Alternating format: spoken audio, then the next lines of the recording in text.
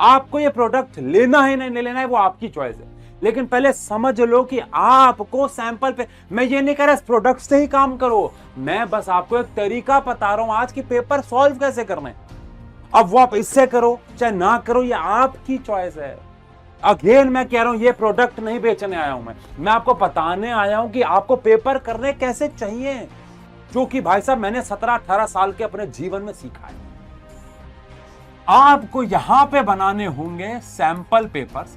अब sample papers को बनाते वक्त आपका फील, आपका एनवायरनमेंट वैसे होना चाहिए। एग्जांपल के तौर पे हमने जब अभ्यास सीरीज बनाई, इसमें सबसे पहले हमने लेवल रखे, जैसे मान लो P1, P2, P3, हर एक सब्जेक्ट का अलग कोड है, S1, S2, S3। जैसे मान लो ये S1, S2 पेपर उठाया, ये मैंने S1, S2, ये मैंने S2 उठाया, इससे पहले S1 होगा। सी बात मेरा 70% सिलेबस हो गया, मेरे PYQs हो गए, ठीक है। अब मैंने क्या किया, सैंपल पेपर शुरू कर दिया दिसंबर में या नवंबर में, ठीक है। मैंने बोला कि मैं आज इस पेपर को 3 घंटे का टाइम मिलता है ना, अपने आपको 2.25 घंटे देने, 2.5 घंटे देने, 2.25 घंटे देने। फोन में लगा दिया, टाइमर ऑन कर दिया, सबसे पहला लेवल का पेपर S1 उठाया।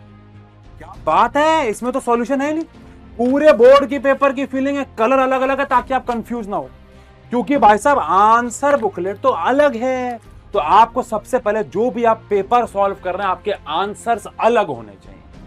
उस कमरे में तो होने ही नहीं चाहिए जहां पे आप पेपर सॉल्व करो। सबसे पहली बात यही सोच के अभ्यास सीरीज को बनाया गया। 3 घंटे का टाइमर लगाना है, ऑन करना है, एक ऐसे वाली शीट लेनी है, ये पेपर सामने रखना है। मैं तो कह रहा हूं कार्डबोर्ड भी ले लेना, और मैं तो कह रहा हूं यूनिफॉर्म भी पहन लेना, मजा आ जाएगा। आप सच बता रहा हूं, 2 दोस्त बैठ के काम करोगे कमरे में और मजा आएगा। 2 दोस्त अभ्यास सीरीज के काम कर रहे हो, मजा आएगा, ठीक है। करना शुरू किया। इसके बाद पेपर दे दिया, मम्मी से चेक करा लिया, ये बुकलेट मम्मी को पकड़ा दी, उस कमरे में नहीं होनी चाहिए, पापा को पकड़ा दी, दोस्त को पकड़ा दी।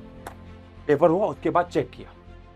चेक करने के बाद है परफॉर्मेंस ट्रैकर। ये रिवीजन बुकलेट क्या बता रहा हूं, यही तो हीरा है, परफॉर्मेंस ट्रैकर। अपने परफॉर्मेंस को ट्रैक किया कि मैंने P1 में कितने मार्क्स स्कोर किए। इसमें परफॉर्मेंस ट्रैकर है, मैं ओवरले लगा दूंगा अभी।